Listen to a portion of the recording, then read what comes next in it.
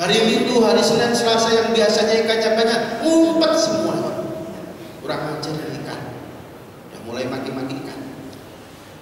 Akhirnya apa? Mereka berpindah gini aja. Kita itu kan janji dengan Musa, dengan Allah, hari Sabtu tidak boleh nyari ikan. Nah, terus gimana caranya? Besok hari Jumat kita bikin setu, bikin empang yang dalam di pinggir pantai.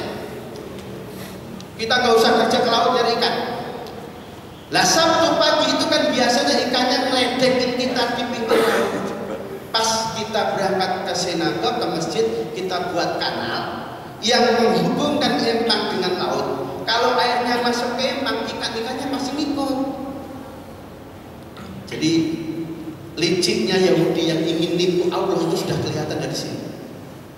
Akhirnya rencana disusun sangat matang, ada pimpronya. Dan betul Jumat dia bikin kolam yang sangat dalam. Sabtu pagi sebelum berangkat ke sinagog, kanalnya dibedah, airnya masuk, ikannya masuk. Mereka tetap ke masjid, meskipun dalam masjid mereka sholat udah gak khusyuk. Yang terbayang ikannya kayak apa ya? Pasti gede-gede. Pulang dari masjid hari Sabtu dia gak langsung nyebur ke kolam, karena ingat janjinya Sabtu itu gak boleh mancing, gak boleh nyari ikan. Akhirnya ditunggulah Minggu pagi, baru mereka berebut lompat ke kolam. Ketika mereka berebut nyari ikan di kolam, Allah tetap murka. Yang muda dijadiin monyet, yang tua dijadiin babi. Kenapa kok yang nyari ikan hari Minggu tetap dihukumi melanggar? Karena hakikatnya yang ngambil ikan hari Minggu itu bedahnya laut ke kanal yang menghubung kolam itu dilakukan hari Sabtu. Ada pertanyaan, kenapa Pak kok dibikin jadi monyet, gak dijadiin kucing saja? Ahli tafsir jawab, pernah gak kita ngamatin monyet? Apa bedanya monyet dengan manusia? Ternyata bedanya, yang namanya monyet seluruh badannya itu berbulu, yang gak ada bulunya pas kelaminnya. Sementara yang namanya manusia, seluruh badan kita itu gak ada bulunya, yang ada bulunya justru di situ. Kok ketawa? Pasti pernah lihat monyet ini. Itu artinya apa? Allah ingin mempermalukan si monyet karena mestinya itu Allah dijaga, ditutup dengan bulunya.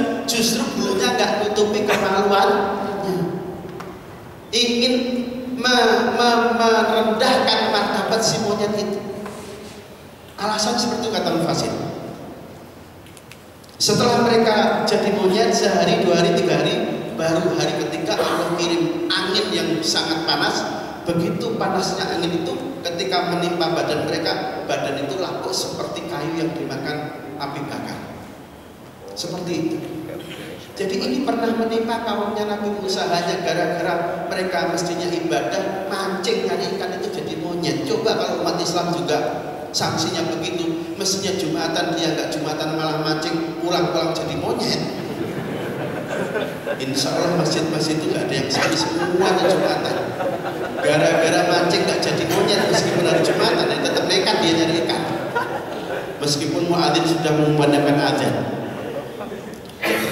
Untungnya Nabi kita itu sabar, Allah itu sabar kepada umatnya Nabi Muhammad. Coba kalau Allah itu galak kayak dulu ngadepin umatnya Nabi Musa, banyak umat Islam yang jadi monyet itu. Gara-gara yang pastinya Jumatan, dia nggak Jumatan malah nyari ikan. Untungnya yang tetap mancing hari Jumat tetap jadi manusia. Ini diceritakan oleh Nabi Musa. Nah, terus gimana Musa udah terlanjur minta diskon? Akhirnya Nabi Muhammad bolak-balik minta diskon. Tinggal 5. Ketika tinggal 5, Allah bilang Muhammad ini tinggal 5. Kalau kamu dan kaummu bisa mengerjakan yang 5 ini, maka keutamaannya seperti mengerjakan 50 waktu. Turun sama Musa masih dicegat. Muhammad gimana? Alhamdulillah Musa tinggal 5. Terus diterima? Iya. Jangan. Minta lagi, syukur-syukur nanti tinggal 1 atau tinggal 2. Nabi Muhammad jawab, malu Musa. Tadi ketika tinggal 5 Allah sudah bilang begini.